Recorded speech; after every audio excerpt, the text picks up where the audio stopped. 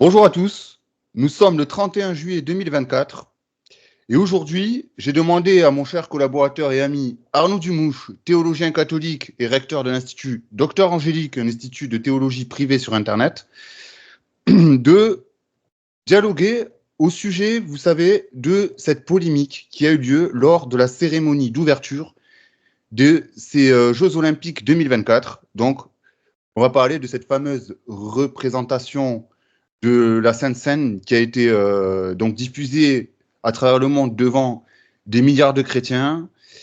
Et bien maintenant, quelles conséquences, à quoi devons-nous nous attendre, nous autres chrétiens? Comment devons-nous le percevoir?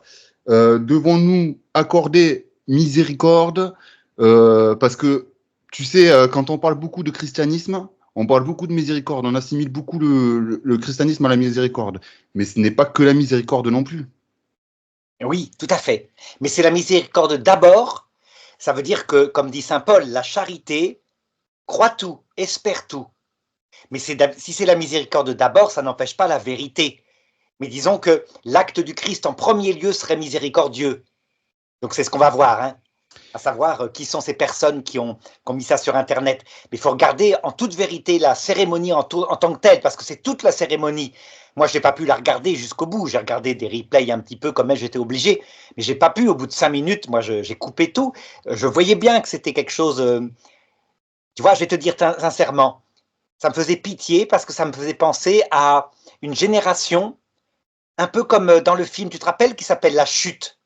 La Oui, chute, ça raconte 1945, la chute du nazisme. C'est pas des nazis, ça n'a rien à voir, mais un monde qui danse, un monde en fin de course, qui n'a plus d'espérance et qui danse n'importe comment. Eh bien, à l'époque, c'était pareil, ils dansaient et, comment dirais-je, ils buvaient. Et puis, ce monde qui devait durer 1000 ans s'est écroulé, le monde d'Hitler. Ça me faisait penser à ça, mais tout de suite, hein, avant même de voir les replays sur la Sainte Seine. Donc ça, on va pouvoir en parler. mais on va parler d'ailleurs, on va essayer de faire le tour de tous les aspects au sujet de cette polémique, si tu veux bien, cher ami. Euh, la première question, et même ça, je me suis rendu compte en discutant, en fait, entre chrétiens, il y a une certaine discorde. La première question que nous devons nous poser et à laquelle répondre, y a-t-il réellement eu blasphème? Alors moi, je répondrais oui, et volontairement, mais par des gens qui ne savent pas. Ça veut dire que l'attitude chrétienne consiste à dire, c'est comme à la croix, quand on crache sur Jésus, Jésus dit, Père, pardonne-leur, ils ne savent pas ce qu'ils font. Il ne faut pas croire que ces gens-là croient dans le Christ ou croient au diable. Donc il se répand sur Internet l'idée absolument que ce serait satanique. Ils ne croient pas non plus au diable. Mais c'était une petite provocation, comme ils faisaient, un truc habituel, comme on fait contre le catholicisme exclusivement, parce que jamais on n'oserait s'attaquer, par exemple, à l'islam. S'ils avaient mis dans la cérémonie, par exemple, un truc amusant avec des drag queens qui tournent autour de la Kaaba à la Mecque, jamais ils n'auraient osé, bien sûr. Ça veut dire que c'est de la résistance pas très forte, hein. D'ailleurs, on le voit bien. Dès qu'ils se sont rendus compte qu'il y avait un scandale, puisque le blasphème a eu lieu, la Sainte Seine est représentée, on voit bien. Il suffira que tu mettes la photo de la scène de euh, comment il Léonard de s'appelle, Vinci? Léonard de Vinci, avec en dessous ce qui apparaît 40 minutes avant que n'apparaisse la deuxième tableau avec effectivement l'histoire du tableau mythologique, là, hein. On voit Oui. bien que c'est la Sainte Seine. Ils l'ont reconnu, c'est clair. Les costumes sont les mêmes, les poses sont à peu près les mêmes. Enfin, ça bouge, hein, puisque tu les vois qui bougent, mais enfin, il y en a un qui est tourné vers l'extérieur. C'était Judas qui ne regardait pas la scène. Et cette dame, cette drag queen, avec une auréole qui est au centre.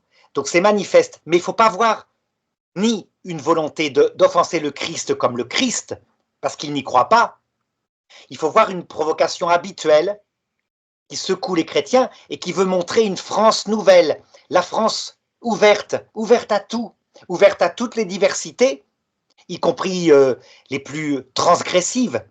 Et donc on provoque, mais pas seulement par elle, on provoque en montrant la décapitation de Marie-Antoinette, en montrant des couples qui s'aiment, mais c'est uniquement des couples dysfonctionnels, avec par exemple une femme à barbe, avec un trouble, c'est-à-dire 3 personnes. Donc voilà, mais tu ne verras jamais dans ces scènes un couple homme-femme qui se tiendrait par la main et qui s'aimerait. Ça n'existe pas. Donc c'est ouvert à tous, sauf à ceux qui sont intolérants, à savoir les gens qu'on dit, nous, habituellement, normaux. Normaux, ça veut dire des gens habituels, quoi. C'est comme ça. Les gens normaux n'ont pas leur place. Donc tu vois, c'est dans cet esprit-là que c'est fait. Donc, en fait, moi, tu vois, donc on parle de blasphème, tu parlais tout à l'heure je vais retrouver le mot, euh, euh, de banalité, etc., que nous, chrétiens, nous respectons et nous essayons de suivre comme notre cher Seigneur nous a demandé de faire. Seulement, voilà, moi, je trouve qu'en ayant ce genre de discours aussi, ça serait un peu banalisé, notamment aux yeux de nous, catholiques, ça serait de banaliser le blasphème, en fait. C'est le C'est risque, devenu tout banal, à c'est fait. devenu banal. Tu Voilà. blasphèmes, c'est banal. Oui, C'est Dieu pour nous le ça que la pardonnera. Oui, miséricorde, Dieu te le pardonnera sous certaines conditions aussi, c'est ça que je veux dire. c'est pour ça que la miséricorde ne doit pas exclure la vérité. Et la vérité, je la donne telle que je l'aperçois. À mon avis, ceux qui voient trop dedans une volonté perverse d'au moins des dirigeants de faire un culte à Lucifer, je pense qu'ils se trompent d'époque. On n'en est pas là. L'époque actuelle, l'antéchrist actuel, c'est l'humanisme athée en Occident. Et l'humanisme athée, il ne croit pas en Dieu ni au diable. Mais le dernier antéchrist, qui est annoncé par nos prophéties, sera une croyance vraiment dans l'existence de Lucifer et un culte de Lucifer. Donc là, on est plutôt un peu comme, tu sais, je ne sais pas si tu as écouté quelquefois des musiques hard, rock, hard, très dures. Oui, Il y a oui. souvent Satan. Et les gens, est-ce qu'ils sont sataniques? Je ne suis pas sûr qu'ils y croient. Tu vois, c'est comme les gens qui s'habillent en noir avec des tas de symboles Oui, sataniques. mais à contrario, peut-être dans ces artistes-là aussi, c'est ce que je veux dire, avec les mondanités, etc., les dépravations qu'il y a dans notre monde, etc. Et comme tu le dis, cette culture de l'humanisme athée, il y a peut-être des gens aussi qui font ça, enfin, qui ont conclu le pacte avec le démon, Il peut y en avoir. qui font peut-être partie de sociétés. Tout ça, Arnaud, c'est des choses que nous, on peut pas savoir, c'est ça que je vais te dire. Donc, certains pensent qu'il y a une connotation sataniste. Le fait de dire non, je pense pas. Enfin, on part dans ce que je veux dire par là, on part dans des déductions trop hâtives. Et je pense qu'on devrait, au contraire, laisser le temps au temps et continuer de discerner, justement, pour pas tomber dans les travers qui sont les nôtres. Alors je répondrai que moi, en observant beaucoup de gens qui étaient comme ça, qui étaient gothiques par exemple, je ne voyais pas de satanisme au sens propre du terme. J'ai eu quelques élèves lucifériens, par exemple, ça a pu arriver, mais tu vois, souvent, c'est dans l'adolescence. Je ne vois pas ce culte explicite. Ça ne veut pas dire qu'il n'y en a pas. Il y en a. Et surtout, nous, chrétiens, on est capable de discerner que celui qui tire les ficelles de ça, dans les étapes, c'est Lucifer. C'est évident. Mais tu vois, on le fait dans un acte de foi que nous, on peut poser, puisqu'on sait que Lucifer existe, on croit en son existence, mais on est capable de dire aussi que ces gens-là n'y croient pas. Et donc, de leur poser véritablement cette miséricorde de croire qu'ils sont un peu comme ceux qui ont tué Jésus. Tu te rappelles, hein? Jésus disait, ils ne savent pas ce qu'ils font. Saint Paul ajoutait, s'ils avaient su qu'il était Dieu, ils n'auraient jamais crucifié le roi de gloire. Donc Saint Paul reconnaît que les Juifs, qui sont pourtant dans un péché gravissime, n'ont pas commis quand même le péché contre l'Esprit Saint en sachant qu'ils tuaient explicitement Dieu. C'était comme ça. Eh bien, je pense que c'est à peu près la même chose. Ça n'empêche pas la vérité. Ça veut dire que je vais te montrer le mécanisme qui m'apparaît à ce moment-là, le mécanisme qui a conduit à cette espèce de fête qu'il y a eu et qui est bien plus grave qu'on le pense, puisque la scène, là, fait un buzz sur Internet, mais c'est l'ensemble, à mon avis, de l'organisation qui pose problème. Et c'est justement ce que je voulais toucher du doigt. Parce que maintenant, donc, que les événements sont passés, que cette cérémonie a eu lieu, que ça a été diffusé, certaines chaînes ont retiré carrément la séquence des replays, etc. Le mal est fait. Ce que je veux dire, c'est que le mal est fait. Euh, Comment nous, en tant que chrétiens, on doit accepter que les organisateurs, les producteurs, jusqu'au plus haut sommet de l'État, qui vont nous faire croire qu'ils n'étaient pas au courant, euh, qui viennent dire maintenant sur les plateaux télé, mais on ne pensait pas que ça allait générer autant de dégâts, entre guillemets. Mais à quoi vous vous attendiez, en fait? Arnaud, il ne Oui, faut pas prendre les gens pour des cons au bout d'un moment, on n'est pas tout non à fait. plus. Tu vois, moi, Donc, toi, en tant que chrétien, comment tu réagis quand on te dit ça? ce qui m'a le plus inquiété, c'est que les gens ne s'en rendent pas compte. C'est-à-dire que avant que le buzz sorte de cette scène sur Internet, les gens ne s'en rendaient pas compte. Ils ne savaient pas qu'il y avait un problème dans la totalité de la cérémonie, qu'elle était ce qu'on appelle woke. Woke, ça veut dire une espèce de conséquence ultime de l'humanisme athée. Il faut regarder les circonstances. Hein. La génération de mai 68 envoie bazarder en Occident la foi chrétienne, donc élabore quoi? Jouir sans entrave. Forcément, c'est logique, c'est ce que dit saint Paul. Si le Christ n'est pas ressuscité, s'il n'y a pas de Dieu, alors mangeons, buvons parce que demain nous mourrons. Ça, c'était le départ. Et 50 ans plus tard, tu vois, ça donne ça, à savoir que on veut exalter la liberté jusqu'à des raisons ultimes. Qu'est-ce que c'est que le wokisme, en fait, hein? C'est la négation de toute loi qui t'empêche, enfin, ou plutôt qui t'impose des choses. Et la loi fondamentale qui t'impose les choses, c'est pas seulement la loi morale de l'Église, c'est l'existence même d'une loi biologique. Donc, par exemple, qu'il y ait des hommes différents des femmes. Tu sais qu'actuellement, si dans les écoles catholiques tu dis qu'un homme c'est pas pareil qu'une femme, il y a une différence biologique, tu risques, si tu es jeune prof, de ne pas être nommé jamais. Tu seras écarté.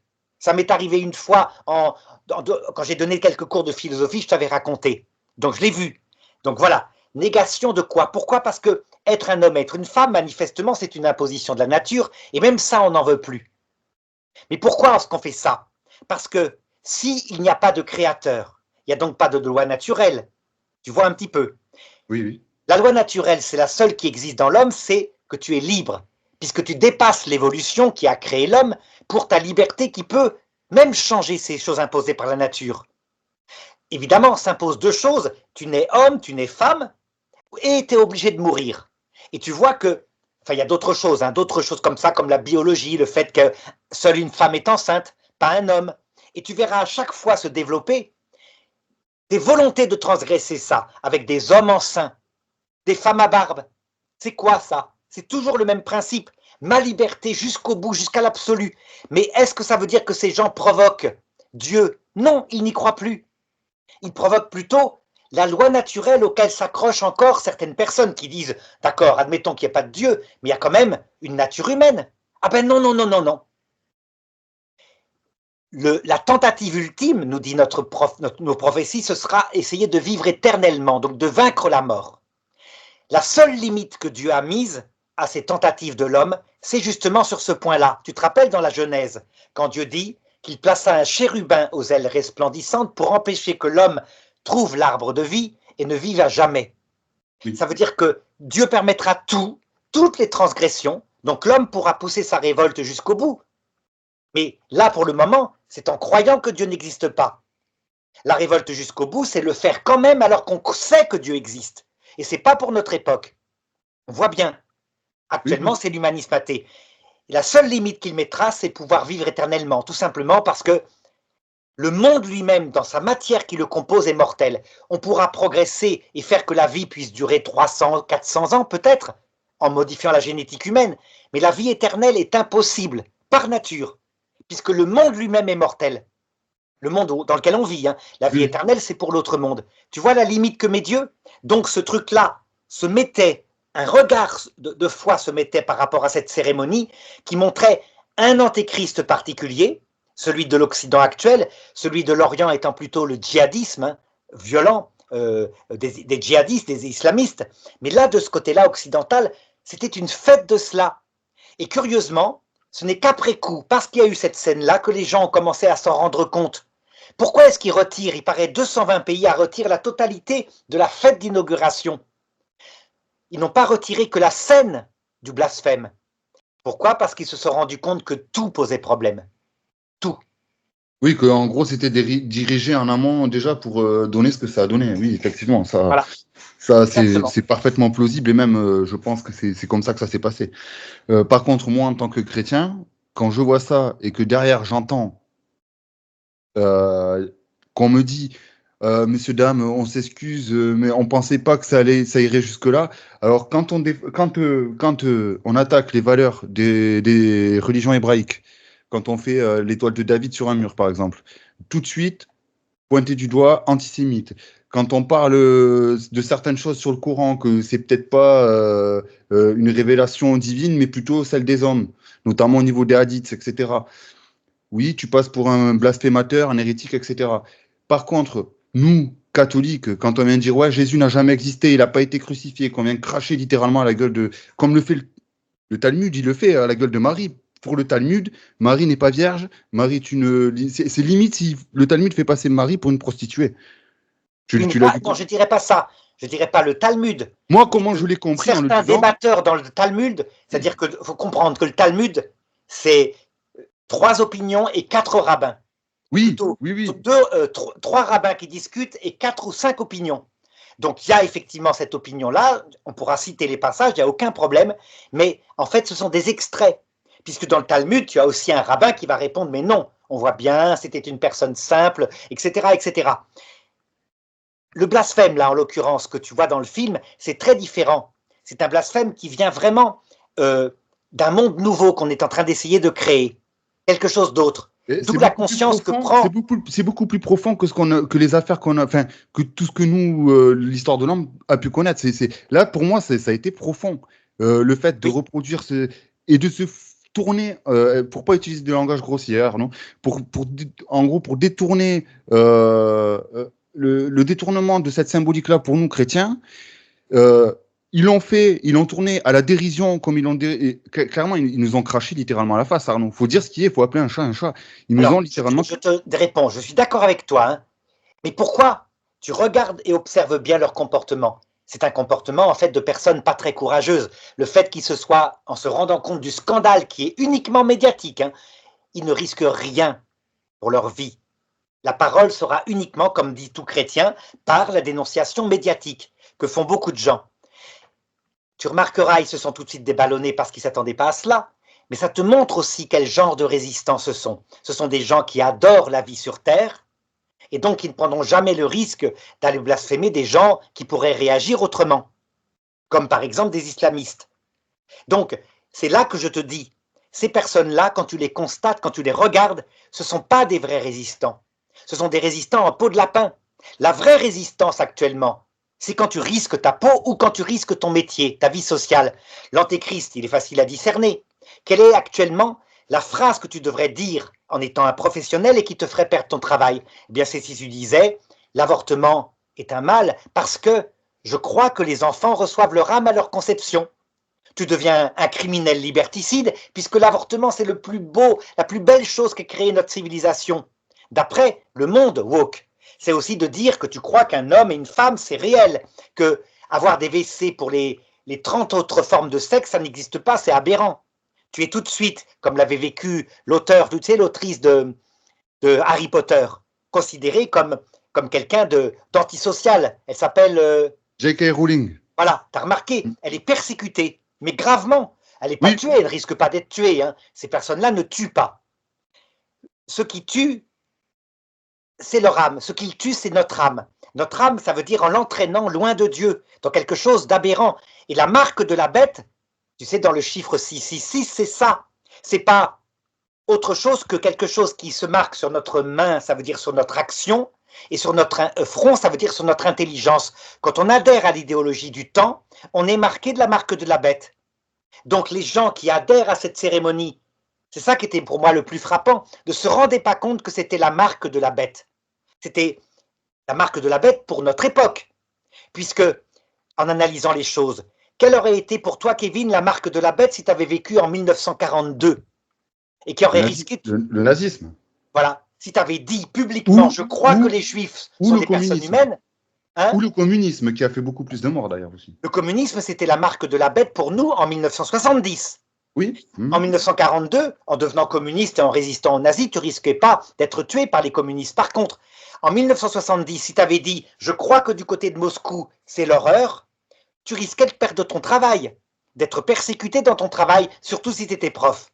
À chaque période, il y a la marque de la bête, il ne faut pas se tromper. Actuellement, si tu dis « le nazisme est une horreur », et quand ils ont dit que les juifs n'étaient pas des êtres humains, tu ne risques rien. Au contraire, tu seras admiré. Et par contre, si tu dis, je crois qu'un enfant dans le ventre de sa mère est une personne humaine et qu'il ne faut pas l'avorter, il faut prendre la vie au sérieux, comme le dit l'Église, tu seras persécuté. Voilà ce que je voulais dire. Oui, non, je comprends tout à fait ton point de vue. Donc, maintenant, Pour moi, je vais te donner mon point de vue, Arnaud. C'est ce que je disais justement sur ma vidéo d'analyse que tu as regardé parce que tu avais commenté d'ailleurs, j'ai vu ton Oui. commentaire. Et tu me dis si tu es d'accord avec moi dans ma position, comment j'ai analysé la chose. Donc pour moi, là, le démon, Satan, il a agi. Il a mis tout ça à la face des chrétiens. Il s'est retiré. Là, pour moi, il est tapis dans l'ombre. Il est comme ça. Allez-y maintenant. Réagissez. Allez-y maintenant. Je regarde. Et il n'aura pas besoin, pour moi, de revenir là dans l'immédiat pour exalter tel ou tel comportement pour que ça parte en sucette. Parce que quand je sors dans la rue, que je vois sur les terrasses des cafés, que j'entends, etc., ou même sur Internet des vidéos, que je lis des commentaires, nous, chrétiens, enfin, moi, en tant que chrétien, simple chrétien, ça me fait peur parce qu'on est en train de remettre sur la table une énième croisade. C'est ce dont sont accusés les chrétiens. Exactement. Donc, il faut que ces gens-là, ils se mettent dans la tête, c'est quoi les croisades? Qu'est-ce que c'est? Qu'ils lisent l'histoire, qu'ils regardent, qu'ils se renseignent. Qu'est-ce que c'est ce qu'étaient vraiment les croisades? Les croisades, à la base des croisés, c'est les soldats de Dieu, comme ils se surnommaient, ils étaient là pour protéger les pèlerins qui partaient d'Europe vers Jérusalem. À la base des croisés, l'ordre du temple, il a été fondé pour ça. On est bien d'accord? Jusque-là, on est bien d'accord. Oui. Et que maintenant, tu viens de dire, on va partir en croisade comme les croisés naninana. Oui, mais il y a certaines commanderies de croisés, ils n'étaient pas tout sains non plus. Hein. Il y en a certains. Hein. Alors, c'est ce que je me dis, c'est que là, en fait, nous autres croyants, il y en a certains, ils sont en train de partir dans un discours d'extrémisme. Et pour moi, c'est là où ça va devenir dangereux. Nous, chrétiens, on doit toujours garder l'idée qu'on combat une idéologie qui est un antéchrist par l'argumentation. Toujours. Quand, à un moment donné, on a combattu certaines idéologies comme des hérésies en Occident par éventuellement la peine de mort en livrant les hérétiques au bras séculier, on a fait une faute, le pape Jean-Paul II l'a reconnu. Donc notre combat par la parole tel qu'on fait par débat comme ça est le combat chrétien. On dit la vérité, on ne doit pas être qu'amour et tendresse en disant les pauvres gens, etc. On doit dire la vérité et être amour. Par contre, si des chrétiens commençaient à lancer un attentat en disant imitons les musulmans, eux, ils n'ont jamais de blasphème parce que justement, ils tuent les blasphémateurs, on ne serait pas chrétien. On serait tombé dans une faille. Donc ça, je mets en garde pour ceux qui sont tentés de faire quelque chose comme ça. Ils ont tout à fait tort. Ils saliraient la religion chrétienne en la laissant se contaminer par une autre religion, la religion de la guerre physique. Résultat, la miséricorde très bien, mais si la miséricorde évacuait complètement la vérité, ce qui n'est pas notre cas, Kevin, on dit bien la vérité, on serait dans un excès. Les évêques ont été un peu mous, mais ils commencent à se réveiller, poussés ne serait-ce que par les laïcs, qui eux sont beaucoup plus durs. Alors justement, je voulais toucher ce point-là parce qu'il est vrai que certains fidèles me disent, d'ailleurs Kevin, comment ça se fait que le Saint-Siège n'ait pas encore réagi à ça? Ça, c'est la pastorale du pape François. Il est dans la miséricorde, il a toujours été, ça veut dire qu'il est convaincu que par rapport aux antichrétiens comme Biden, donc le président des États-Unis, il ne faut pas excommunier alors qu'il se prononce pour l'avortement, mais de manière militante, parce que de cette façon-là, on pourra peut-être le ramener à l'Église. Cette pastorale n'est pas infaillible. Le pape François, me semble-t-il, a tort sous ce rapport-là. Il faudrait que les évêques américains puissent vraiment appliquer l'excommunication, ça veut dire le refus de la communion à Biden, pour bien montrer la gravité de l'avortement. Mais tu vois, parce que le pape François est du côté de la miséricorde par sa nature, puisque c'est une personne de la génération de mai 68. Donc trop d'amour sans la vérité ne va pas, mais rappelle-toi, le pape François est capable parfois de vérités très dures. Quand il a menacé de l'enfer les mafiosi italiens en allant à Palerme, ça montre qu'il en est capable. Comme il n'y a pas d'infaillibilité, résultat, nous, notre attitude, c'est quoi? On le sait très bien. Puisque la vérité et l'amour doivent s'unir pour être chrétiens, alors il faut trouver la juste place. Toi, tu serais plutôt dans de la colère. Moi, je suis plutôt dans une tendance de l'union entre la vérité et la miséricorde. Chacun sa pastorale. Alors, attention, Arnaud, oui, tu vas pas me dire, là on va rentrer dans un autre discours peut-être, je sais pas, mais tu vas pas me dire que toi, comme tu m'as dit, ça t'a fait de la peine. Oui, mais ça t'a touché. Ne me dis pas que ta foi n'a pas quand même, enfin pas ta foi, mais en ton fort intérieur, tu te dis pas quand même, regarde, quand on pointe du doigt les musulmans, on pointe du doigt les juifs, on pointe du doigt Tartampion, etc. Quand il y a des génocides, on en parle à la télé. Par contre, nous autres chrétiens, moi j'ai regardé d'ailleurs aussi les réactions de frère Paul Adrien, que je salue au passage. Oui, Pour moi, il a sur la entièrement colère. raison aussi dans ce qu'il dit. La miséricorde, c'est bien, mais jusqu'à un certain degré. Oui, oui, Quand je suis cette d'accord. limite est franchie, regarde Jésus au temple, il a fait preuve de colère, on va pas dire qu'il est... Mais il a été aussi... Il a tempéré ça par la miséricorde parce qu'il ne les a pas condamnés. C'est Il pour n'a ça condamné que j'ai personne. apprécié ta vidéo, j'ai apprécié et mis un commentaire sous celle du père Adrien, Paul Adrien, pardon, qui est tout à fait juste, mais je t'explique ma tendance à moi. Elle a été plutôt immédiatement, au bout de 5 minutes, hein, j'ai pas eu besoin de regarder jusqu'au bout, de la pitié pour des gens perdus, mais pas de la colère, parce que je les prends plutôt comme, tu te rappelles, cette femme qui à un moment donné a mis au pied de Jésus un vase de parfum. C'est eux. Ça veut dire que le péché qu'ils commettent est un péché de faiblesse et de bêtise. Ils ne se rendent pas compte de ce qu'ils font. Pour moi, c'est comme ça. Et donc, on voit bien, ce sont des gens souvent pris par des passions, beaucoup de mal-être par rapport à leur propre identité sexuelle, etc. Jésus, par rapport à ces personnes-là, comme cette femme qui s'appelait Marie de Béthanie, n'a jamais été dans la colère, toujours dans la miséricorde qui ramène. Et cette femme-là, au bout d'un certain temps, qui avait beaucoup péché, Jésus l'a toujours reconnue, quand elle a versé un vase de parfum aux pieds de Jésus, qu'elle les a essuyés avec ses cheveux dans les larmes, il a dit à Simon, qui était le pharisien, tu vois cette femme, tu as raison, elle a beaucoup péché. C'est Mais parce clair, qu'elle a beaucoup aimé, ses péchés lui sont pardonnés. voilà. Non, c'est plutôt parce qu'elle a été beaucoup pardonnée, elle a beaucoup aimé. C'est ça la D'accord. phrase exacte. Tu vois, ça veut dire que Jésus, par rapport à ces pauvres gens, ces milieux homosexuels qui souvent sont fragiles, les drag queens, pareil, qui ont des problèmes d'identité, ne réagit pas par la violence. La violence, il a toujours réagi sur les pharisiens, qui eux étaient des grands théologiens, parfaitement maîtres d'eux-mêmes, connaissant exactement qu'un miracle comme la résurrection de Lazare ne pouvait venir que de l'action de Dieu, et qui pourtant ont décidé de tuer Jésus et Lazare. Voilà, là la colère pouvait venir. Moi j'ai eu une tendance à réagir plutôt par la pitié pour un monde fragile, une fin de civilisation qui est la France. Et on Mais, espère, oui. mais c'est ça, en fait, c'est ça, tu vois, c'est que on fait valoir aux yeux du monde, ne vous inquiétez pas, la France est un État laïque, mais c'est aussi un État où il est libre de blasphémer, en fait, et que c'est banal.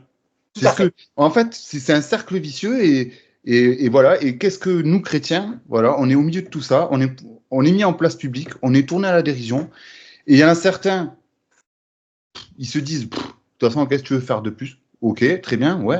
Il y en a d'autres, non, non, on ne laissera pas passer, on va partir en croisade. Et il y en a d'autres, je pense, comme toi et moi, alors, moi, oui, sur le coup, j'ai été en colère. C'est normal. La nature humaine, Arnaud, elle est, voilà, tu l'as dit tout à l'heure, c'est la biologie, on est comme ça aussi, nous les humains. On a ce foyer de péché en nous qui fait que on réfléchit peut-être pas comme on devrait réfléchir ou dans notre plénitude, à savoir ah bon, c'est un péché, ils l'ont peut-être fait par ignorance. C'est pas la nature humaine, elle pense pas à ça en premier. Elle pense à quoi? Mais c'est mon honneur là que tu viens de bafouer en fait. C'est mon honneur, c'est mes croyances, c'est ma foi, c'est tout ce qui fait de moi ce que je suis en fait. Donc oui, après c'est ce que je disais aussi sur ma vidéo, il faut agir dans la tempérance. On a le droit d'être en colère. Jésus nous interdit pas d'être en colère. Mais attention, la colère est un péché capital, donc péché capital qui entraîne un plus grand mal. Le péché capital en lui-même, il n'est pas impardonnable. C'est ce qui entraîne les événements qui suivent derrière, les conséquences, qui entraînent peut-être au blasphème contre l'Esprit Saint. Mais ce que je veux dire par là, c'est que, regarde le frère Paul Adrien, ce qu'il dit dans sa vidéo, donc la miséricorde. Oui, on est miséricordieux, mais au bout d'un moment, stop en fait. Vous crachez à la face du monde comme ça, et derrière, on doit, encore une fois, se taire et laisser les choses se passer parce que vous croyez, donc à ces gens-là, ils s'adressent aux organisateurs en disant, vous croyez que le catholicisme, la chrétienté, ce n'est que de la miséricorde. C'est pas que ça non plus. C'est de l'amour, c'est de la charité, c'est plein de... Il y a pas que la miséricorde. Et tous ces gens-là qui ne croient pas, ils parlent souvent de miséricorde. Tu as remarqué, Arnaud, que beaucoup d'athées qui te parlent de Dieu, et notamment de la chrétienté, ils te parlent beaucoup de miséricorde. Oui. Mais ce n'est pas que ça, ce n'est pas que ça, que la miséricorde, en fait, la chrétienté. Tout à fait. Et regarde l'action du père Paul Adrien, elle est très juste. Il a beaucoup d'audience, et résultat, il crée une association pour peser politiquement, mais avec davantage de fermeté que les conférences épiscopales, qui elles souvent sont c'est des personnes en plus un peu âgées, donc souvent comme on réagissait dans les années 70. Lui, il est jeune, il réagit en disant nous devons avoir une action de protestation politique. Donc, par quoi? Par le scandale, par la parole. Et voilà, c'est une réaction tout à fait chrétienne. Comme je t'ai dit, Jésus a toujours dit tendez la joue droite quand on vous frappe sur la joue gauche, et quand il a reçu une gifle au moment de son arrestation, il n'a pas tendu la joue droite. Il a dit pourquoi me frappes-tu si j'ai mal parlé? Dis-moi ce que j'ai dit de mal. Donc voilà, il faut les deux. Le juste équilibre est à trouver. Donc je n'ai rien eu à critiquer du tout sur toi. Ta vidéo était très bonne, ni sur celle de Paul Adrien. Je donne un autre regard, qui est un regard, me semble-t-il, de contemplation de leur sort éternel. Je n'attends pas pour eux une punition, comme le demandent certains sur Internet. Beaucoup sous ma vidéo disaient ils vont être punis gravement par ils attendent Alors, une guerre. oui, mais ces gens-là, ils sombrent dans l'orgueil. C'est une forme d'orgueil. Ils C'est une forme s'enorgueillissent. d'orgueil, mais c'est une forme aussi de réalisme, hein, parce qu'on se dit dans l'Ancien Testament, Dieu détruisait Sodome quand Sodome allait jusque-là. Oui, comme il y a aussi le déluge à la période de Noé. Mais il a fait ça, il y a des raisons pour lesquelles il a fait ça. Jésus, ce qu'il est venu faire, lui, c'est accomplir la loi de Moïse et nous apporter la vérité, le vrai enseignement, la vraie révélation, le vrai évangile. Eh bien, je dis qu'il faut prier pour que Dieu punisse, non pas la punition en tant que telle, mais plutôt une pédagogie qui fasse que ces personnes puissent comprendre qu'elles sont... en fait, la France est marginalisée. Je soulevais le problème, par exemple, tu te rappelles quand des tas de pays d'Afrique ont quitté l'aide de la France, qui pourtant essayaient d'aider le Mali, le Burkina Faso contre les islamistes, ils ont préféré se tourner vers les Russes. Il y a un argument qui jamais n'a été donné, attends, je coupe ça, qui jamais n'a été donné, c'est que la cause première ne venait pas d'un rejet de la France, mais d'un rejet de l'idéologie que prônait la France. Pourquoi est-ce qu'on s'est rapproché, ces pays-là sont rapprochés de la Russie, qui pourtant a attaqué l'Ukraine? Parce que la Russie, au minimum, défendait la nature humaine, ce que les pays africains font. Or, la France répand partout dans le monde le wokisme. Il se fait évangélisatrice par cette perversion. Et la France ne s'en rend pas compte. Donc, il y a des leçons comme ça que la France ne voit pas. Et là, elle s'en est rendue compte, tu vois, par cette espèce de cérémonie que le monde entier a fini par regarder un peu plus en disant mais qu'est-ce que la France prêchait par cette cérémonie? Le wokisme d'extrême gauche. Et donc les pays sont en train de ne plus vouloir assister à la cérémonie de clôture des Jeux Olympiques. Beaucoup de pays commencent à en parler. C'est intéressant. Tu vois la résistance qui se met en place. Alors là, nous autres chrétiens, parce que, donc là, ça commence à se tasser, la colère commence à retomber, tout commence à retomber. Qu'est-ce qui nous attend par la suite, nous, chrétiens? Là, tu vois, la question que moi je pose, je vais te la poser autrement. Qu'est-ce qu'on peut attendre de Satan maintenant? Alors, pour le moment, là on voit bien, on est au sommet je crois, d'une civilisation. La génération de mai 68 le sent bien, elle est en fin de course. Ça veut dire que le jouir sans entrave et l'humanisme athée s'est développé il y a un peu plus de 50 ans, il y a presque 60 ans maintenant, et donc ça va basculer au niveau de l'Europe. Un par un, les pays tombent vers un besoin de retour à certaines frontières, certaines valeurs morales, etc. Résultat, va se lever sans doute une nouvelle génération qui essaiera de retrouver ses racines, y compris chez les jeunes. Si l'Esprit Saint, envoyé par la Vierge Marie, veut bien accompagner ce mouvement, tu verras des jeunes retourner à la foi, et donc un renouveau arriver en Europe, avec un désir de retrouver ses racines. Le désavantage, c'est que dans ces cas-là, le démon qui est toujours présent, les plus excités sont toujours ceux qui gagnent au bout du compte. Ça veut dire que tu risques de voir arriver, du coup, un contrebalancier à mai 68. Autant mai 68 a été dans la liberté totale, il est interdit d'interdire, autant on risque de voir une génération qui se lève à partir de maintenant et qui sera dans l'inverse, et qui à un moment donné, dans 50 ans, dira on recrée les bagnes, on recrée la peine de mort, pourquoi pas, on recrée des tas de choses comme ça, et qui sera donc suivi, parce que c'est ainsi, le démon s'empare de l'humanité. Les chrétiens risquent bien de suivre d'une génération dans 50 ans qui reprendra l'extrême inverse. Donc un nouveau mai 68 avec peut-être cette fois le dernier antéchrist, celui dont on dit que ce ne sera pas du tout un humanisme athée, ce sera une religion qui dira oui, il y a une vie après la mort, et elle est donnée à ceux qui se tiennent debout et qui sont fiers et qui refusent l'humilité, l'amour, qui veulent être absolument debout. C'est possible. Tu vois, de balancier en balancier, on voit le monde qui peu à peu réalise les prophéties données par Jésus jusqu'au dernier Antéchrist, qui sera lui-même vaincu par le retour du Christ dans sa gloire. Je ne sais pas si c'est ce cycle-là qu'on verra dans le prochain cycle. Hein. Toi, tu seras encore sur Terre dans 50 ans. Moi, je n'y serai plus, je pense. Hein. Mais on verra, on observera. Ce qui est sûr, c'est qu'attention, le pape François met en garde en disant « Oui, les jeunes veulent retrouver de l'ordre, de la discipline, de la parole qui parle. Attention qu'ils ne tombent pas dans l'extrême inverse et donc dans l'intégrisme. » Oui, oui, parce que c'est le danger maintenant aussi que beaucoup de pseudo-sectes. C'est là aussi où le démon il joue beaucoup. Hein. Il joue Oui, beaucoup là-dessus. l'Apocalypse le dit, tu te rappelles ce texte, hein, le démon secouait l'arbre, le figuier, à droite et à gauche, pour faire tomber les fruits. Et regarde, c'est des cycles de 50 ans à peu près. Ça veut dire que avant 1968 à 1918, tu te rappelles 1918, c'est oui. la fin de la santé Première Guerre mondiale. Ouais. qui est bleu horizon. C'est-à-dire qu'à cette époque-là... Je crois que c'était le nationalisme exalté. Exactement. Avec, on va faire payer les Boches, on leur fera payer une fortune en pièces d'or parce qu'on doit les écraser avec Clémenceau qui était là à la manœuvre. Et 50 ans plus tard, tu as mai 68, qui est la valeur exactement inverse. Eh bien, tu regarderas.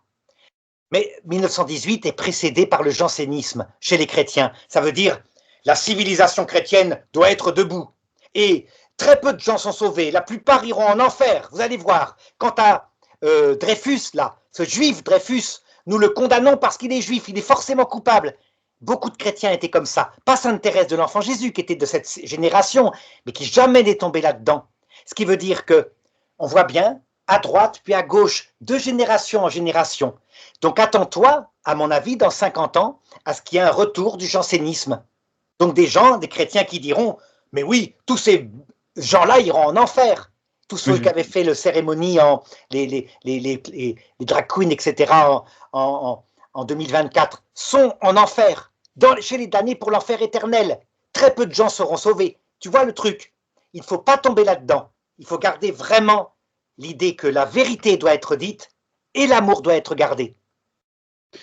Moi, de toute façon, ce que je me tue à rappeler aux gens, c'est je vais insister sur l'action de l'adversaire là-dedans, c'est que, attention, des fois on le voit là où on ne doit pas le voir, et à contrario, des fois on ne discerne pas quand il est réellement là.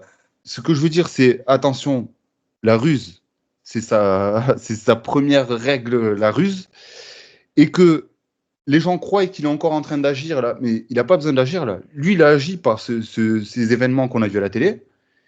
Et là, en fait, ce qui est en train de se passer, ce que l'homme est en train de faire, je dirais pas l'homme en lui-même, je dirais la bêtise humaine. Attention, c'est pas la même chose. Est en train de faire. Tu sais, ça me rappelle beaucoup. On en parle beaucoup d'ailleurs dans nos dialogues. Quand tu me racontais ce saint là, tu sais, qui croise un démon qui était à la sortie de la ville, qui était endormi, alors que Saint-Antoine était en train de se faire tenter par des nuées de démons au désert. Ça me fait exactement penser à ça. Là, le démon, il est comme ça. Il se frotte les mains, il attend de voir. Et il tirera la bonne ficelle au bon moment quand l'homme fera son jeu, tout simplement. Donc, et ça, les gens, ils ne le voient pas. Je pense que ça, les gens, ils ne le voient pas, parce que pour eux, soit ça a été voulu, oui, ça a été voulu, oui, on le sait que ça a été voulu. Mais maintenant, toi, en tant que chrétien, tu as un devoir, tu as un devoir spirituel, c'est-à-dire on t'a enseigné quelque chose. Soit tu restes de marbre, et tu te dis, bon, ben, de toute façon, quoi qu'on fasse, il faut avancer, et c'est pas complètement faux. Ou alors plutôt partir, comme certains extrémistes, dans une optique de croisade, de je sais pas quoi, de monter des groupes. On n'a pas besoin de ça. On n'a pas besoin de ça. Ou alors, comme toi, le frère Paul Adrien et moi, dire attention, oui, il s'est passé ça, on comprend la réaction des gens, on comprend la réaction notamment des chrétiens, mais attention à ne pas tomber là où il est facile de tomber. Attention de ne pas être piégé là où il nous attend. Parce que des fois aussi, l'homme est tellement bêtise bête, que il tombe dans le piège sans s'en apercevoir, en fait. Voilà. Il est tellement puissant, en fait, qu'on ne l'attend pas là où il doit être. D'où l'intérêt d'une analyse juste et Tu vois, l'analyse en question consiste à regarder leur âme de ces personnes-là avec beaucoup de miséricorde. Et puis, cette analyse juste, qui est une vérité comme un glaive, qui frappe là où il faut frapper, qui montre ce qu'ils ont voulu faire, ils ont voulu provoquer. Cette analyse juste est accompagnée de prières pour eux, pour que la punition qui viendra sur leur âme, pas forcément par la guerre, peut-être par la guerre. C'est vrai, beaucoup de prophéties disent ça, mais la guerre, elle est à l'intérieur de toute façon, puisque c'est une génération perdue qui vit énormément d'angoisse. Actuellement, la France n'a plus qu'une seule obsession, tu as remarqué, c'est se voter une loi pour l'euthanasie. Oui. Pourquoi? Parce que les personnes âgées qui ont créé mai 68 il y a 50 ans, qui maintenant ont autour de 80 ans, sont angoissées par la perspective de ce qu'ils vont récolter, ce qu'ils croient récolter, puisqu'ils ont envoyé balader Dieu, le néant.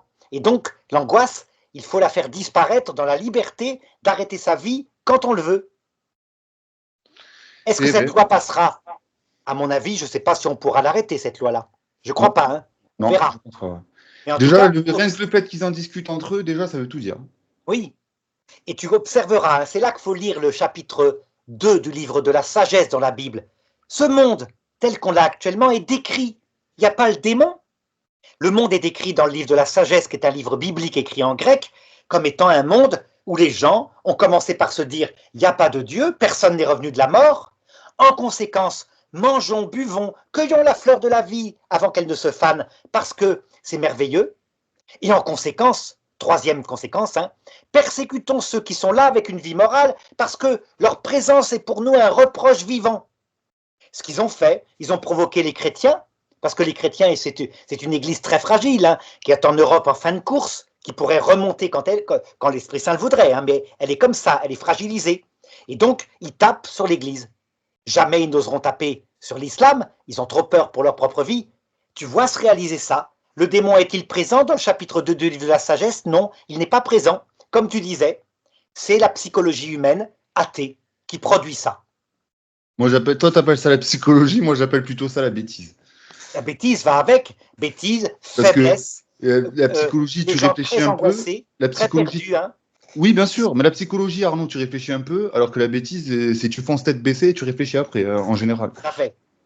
Voilà. Tu discutes avec eux, avec ces gens-là, tu t'aperçois qu'en réalité, leur vie est souvent un échec patent, ils cherchent l'amour désespérément, c'est vrai. Et ils trouvent quoi? Des ruptures sans arrêt. Pourquoi il y a 5 fois plus de suicides dans les milieux homosexuels? Parce qu'il y a une grande fragilité psychologique, c'est clair. Et ceux qui disent, mais non, ça vient des réflexions des hétérosexuels qui leur disent qu'ils ne sont pas normaux. Mais non, dans les villes comme Los Angeles, où il y a beaucoup d'homosexuels, c'est même une ville qui est réputée pour cela, il y a 5 fois plus de suicides. Bien parce sûr. que les ruptures. Donc, on doit avoir de la miséricorde pour des gens qui ont besoin d'un médecin, parce qu'ils sont malades. Ils ont besoin d'un médecin qui est Jésus-Christ, parce que leur âme est malade. Tu vois, Jésus est venu pour ceux qui avaient besoin de médecins. Il le disait lui-même. Hein. Oui. Il le disait lui-même. Eh bien, je pense qu'on a fait le tour de tout ça, Arnaud. En tout cas, c'était un dialogue très intéressant. Vraiment un bon dialogue. Ouais, oui, c'est pour ça que j'ai pensé à toi pour cette discussion, parce que tu sais, comme on a tous les deux peut-être dans le fond une opinion différente, mais on partage en fait, on peut avoir des opinions différentes, mais partager les mêmes, tu sais, les mêmes ressentis, les mêmes valeurs. Toi, tu as eu de la peine, moi j'ai été en colère, mais le final, c'est que tous les deux, on a compris. Oui, la finalité, c'est que les deux on l'a comprise et que voilà, et qu'il faut avancer. Alors maintenant, pour finir cette vidéo, est-ce qu'il faut pardonner? Oui, parce que c'est écrit explicitement en fait dans la Bible. Si tu pardonnes pas, tu ne seras pas pardonné. Mais en fait, il faut être prêt à pardonner. Ça ne veut pas dire qu'il faut pardonner, pas encore. Mais pour être prêt, vu que l'humain est faible, moi, quand j'arrive pas à pardonner à quelqu'un, je lui demande en haut, est-ce que tu peux m'aider à lui pardonner malgré le mal qu'il m'a fait? De toute façon, aucune souffrance pour moi, hein, aucune souffrance humaine dans ce monde n'équivaut celle de la passion du Christ. Ce que lui, il a souffert. Et tu verras que ces gens-là, si on prie bien pour eux, le Seigneur va maintenant, peut-être, les rattraper par les manières qu'il a utilisées avec la femme dont je te parlais, qui est l'image de cette génération, la femme au parfum, dont on se souvient de son geste jusqu'à la fin du monde, avait dit Jésus, parce qu'elle avait beaucoup été pardonnée, donc elle avait beaucoup aimé. Voilà. Bien sûr. Et tu te rendras compte que même dans des petits embrouilles entre hommes, Quand il y a la haine, il suffit de placer l'amour pile au bon moment. C'est-à-dire, t'as beau dire ce que tu veux de moi, t'as beau me descendre, mais sache que je t'apprécie, tu restes quelqu'un. Mais bizarrement, la personne, elle arrête tout de suite. Ça, c'est un truc, tu le remarques de suite. Tu donnes de l'amour, ça s'arrête. Oui, oui. Alors, Donc, ça dépend. Il y a des gens qui provoquent, hein, tu as vu. oui, À bien sûr, bientôt, oui. hein, Kevin, Oui, en bien tout cas. sûr. Merci. Merci à toi, Arnaud, merci beaucoup. Merci à vous. À bientôt. Au Oui. revoir. Au Au revoir. revoir.